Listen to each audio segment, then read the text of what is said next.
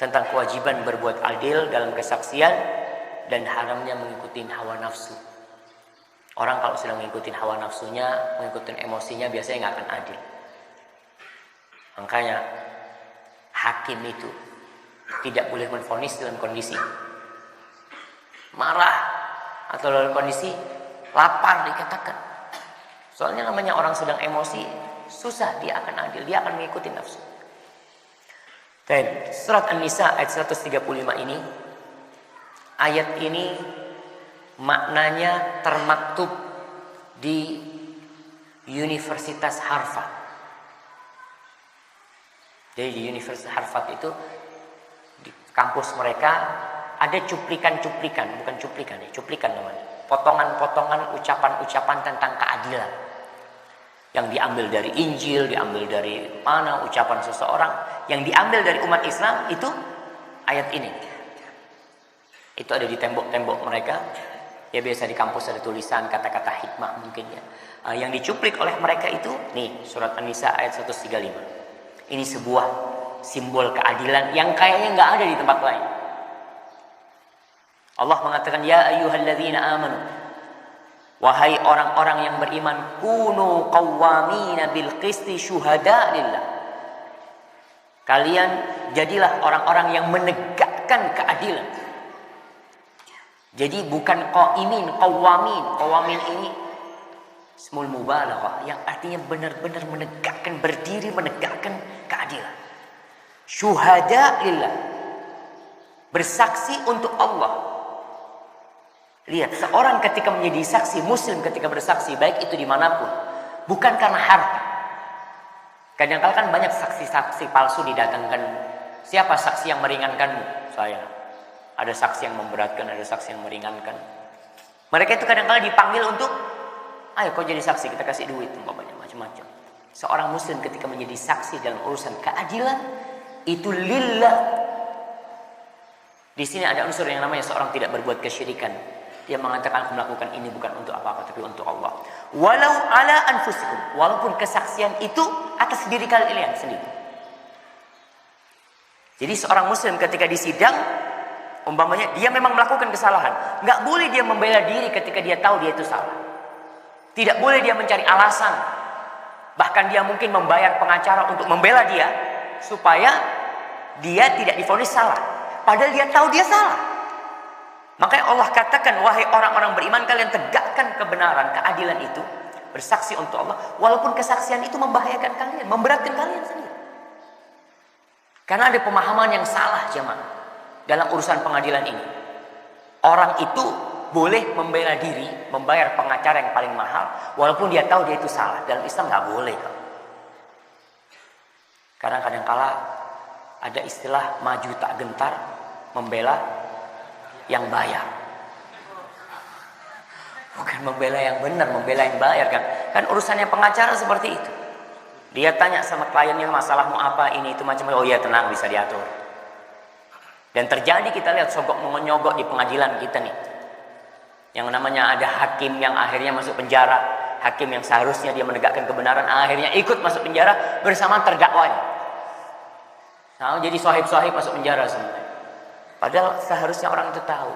Ketika kau benar, kau ingin bela diri, silahkan.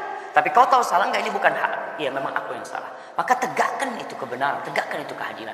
Walaupun atas dirimu sendiri. Subhanallah jemaah. Apakah ada keadilan seperti ini?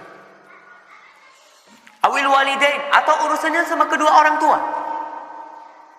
Atas diri sendiri mungkin orang mengatakan, oke anak kalau diri sendiri nggak apa-apa lah, anak masuk penjara urusannya nggak apa-apa. Tapi kalau abah anak, bapak sama ibu anak, aduh berat lah. Kau harus adil juga dalam hal itu. Kalau memang yang salah itu orang tuamu dan kau tahu yang salah itu orang tuamu, maka kau perlu menjadi saksi menegakkan keadilan, bukan malah menutup-nutupi. Kan tidak sedikit terjadi di negeri kita menyembunyikan pelaku kriminal. Orang tua menyembunyikan anaknya, padahal anaknya dicari sama polisi karena melakukan tindakan. Akhirnya disembunyikan di mana? Dosa itu orang tua. Kau seharusnya membantu keadilan itu. Begitu pula seorang anak kalau kesaksian dia membahayakan kedua orang tuanya, demi keadilan dia tegakkan. Antum tahu yang namanya langit ini bisa tegak karena keadilan. Tapi kalau sudah zalim, Allah. Wal aqrabin atau kerabat, adikmu, kakakmu. Kadang-kala kan orang yang tahu kebenaran ini orang dekat. Terjadi pembunuhan di rumah itu. Atau terjadi tindakan kriminal. Dan dia tahu yang melakukan adiknya. Lalu ketika dia yang saksi itu enggak tahu anak Allah, kayaknya anak tahu adik anak tidak pernah melakukan itu macam-macam. Ada kan pembelaan-pembelaan seperti itu. Dalam Islam enggak boleh. Kau harus tegakkan keadilan walaupun atas dirimu atau atas orang tuamu, atas kerabatmu. Iyakun ghaniyan aw faqiran fallahu aula bihim. Kalau engkau menegakkan kebenaran atas orang yang orang itu kaya. Kadang-kadang kan kita belain yang kaya. Kalau terdakwanya ini fakir, kita kesian sama dia. Jangan, tetap keadilan harus ditegakkan. Allah katakan, "Fallahu aula bihima." Udah, kau nggak usah mikirin itu. Allah yang lebih pantas untuk ngurusin mereka. Kalau dia orang kaya, itu kekayaan dari Allah. Kalau dia orang miskin, Allah bisa memperkaya dia. Jadi jangan sampai kalian meninggalkan keadilan gara-gara melihat yang kaya atau gara-gara kalian kesian dengan yang miskin. Umpamanya kalian tahu tuh motor ini bukan punyanya yang miskin, tapi di aku punya yang miskin. Kita berpikir udah yang kaya kan punya motor yang lainnya. Anak mau saksi ini motor punya yang miskin. Gitu. Karena kesian dia melakukan itu, nggak boleh. Urusannya sudah, kalau memang bukan punya dia, kalian motor bukan punya dia, tegakkan keadilan itu.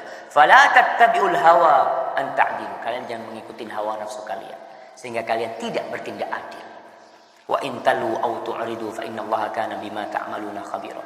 Kalau kalian ya menyimpang dari keadilan itu, tidak mau menegakkan keadilan atau berpaling darinya, sesungguhnya Allah itu Maha mengetahui. Ini ditutup sama dengan ayat sebelumnya, Khabir, dengan nama Allah Khabir. Allah itu tahu secara detail.